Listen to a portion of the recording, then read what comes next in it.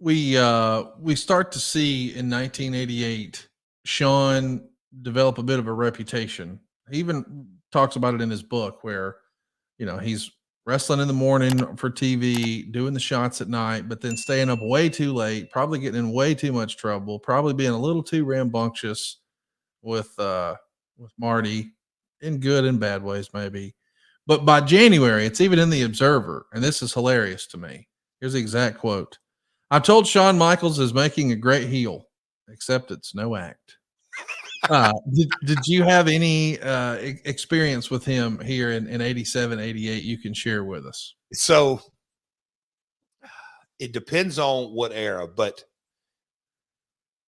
I'm trying to take you back and let the listeners go back. I'm a young kid, obviously.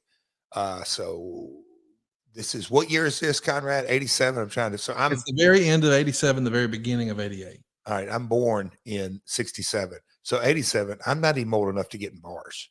So not only were they being a bad influence on the promoter's kid, but I'm underage. And so we had to do, I would go. So Friday night spot shows were within of about, I don't know, 100, 150 miles of Memphis. But anyway, they were like, "Oh, you're going out with us tonight." I'm like, no, no, no, no, no, no. I'm good. Oh, no.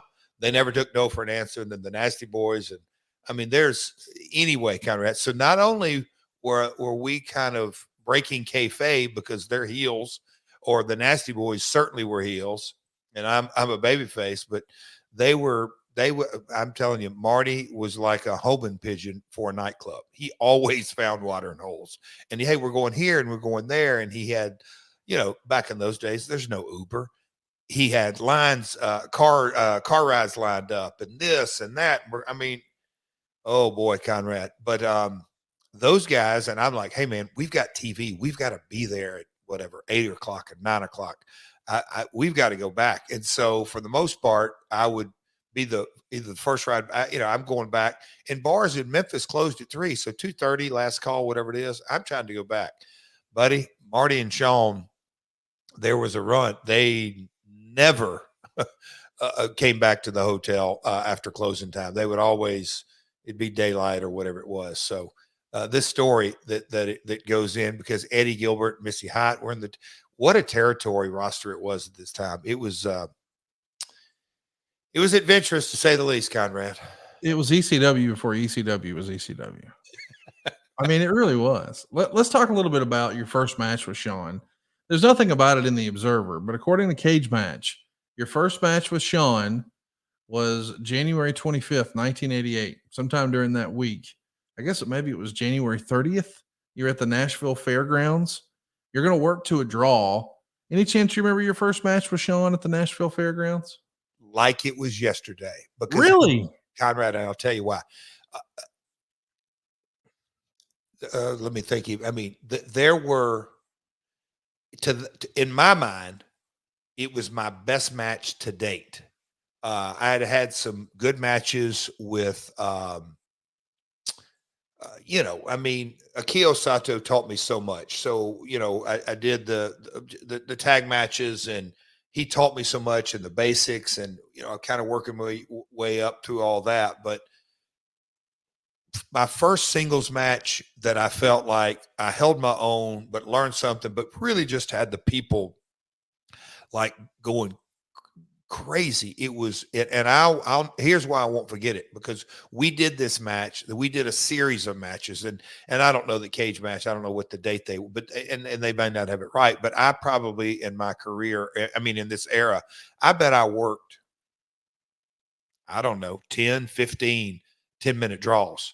And there was a time after we had a second or third one that Frank Morrell, the referee's like, man, ain't nobody going to follow that the rest of the night. And he was like very complimentary of it, but it was because of the psychology in that, and again, I remember it, but as I look back on that and the little nuances that, again, Shawn had been a babyface to my knowledge in Louisiana, where he broke in, obviously down in Alabama, up in Vern, he'd been essentially a babyface, but he was a young heel, which I find kind of ironic that First time he was a heel, I believe, was in Tennessee. First time Vince McMahon was a heel was in Tennessee.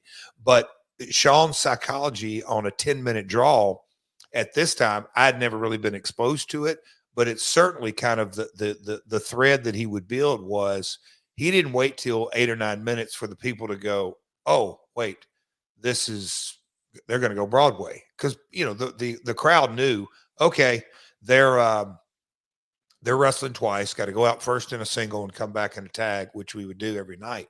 But Shawn would have a match where the people literally thought, okay, we're going to go home at 4.5, 5 minutes. Quick little match, and it was action packed and all that. Then the last 5 minutes, he just beat the hell out of me. And we both got over because I kept kicking out, and he kept getting more and more frustrated. And then him and the ref interaction. Anyway, I do remember it, Conrad. It was a great for a young Jeff Jarrett. The nuances and the things that I learned, invaluable. Oh man, invaluable. I mean, and Lawler was complimentary. It was a single match. It was a big deal for me that I wasn't in there with a vet like a Dundee or Lawler or whoever it may be, or or like I said, in my early times, Akio Sato led me around the ring and everything. Me and Shawn went in there and yeah, a couple of those matches that he was running low on fumes, and he could go or could go. It was a lot of fun, but an incredible learning experience too. What do you remember of your subsequent time with Shawn in Memphis before he moves on? Anything else stand out to you about that period? Our tag, no, I mean, of course, I didn't digest it at the time like we would now. And my dad always taught me that like Jerry Lawler and Jim White were a legendary team that drew a boatload of money in the Tennessee territory. Lawler was the star and the loudmouth and the boisterous, and Jim White was, I'll call it the straight guy, but he knew his role.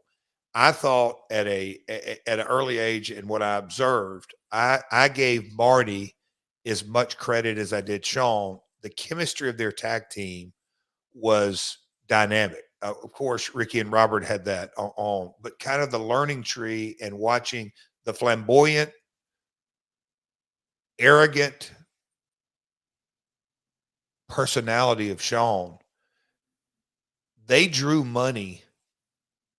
I'd like to say day one, but they drew money and they had box office appeal. And I'll say this with no story in Memphis.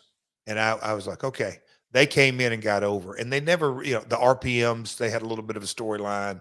The rock and roll was kind of a natural, but there were, I don't want to say there's a storyline because the rock and roll they were there first. Ricky Morton and Robert both had long time roots in the territory. So when they came in and had a couple of matchups, which was cool, but the box office attraction of Shawn Michaels for me was very apparent day one.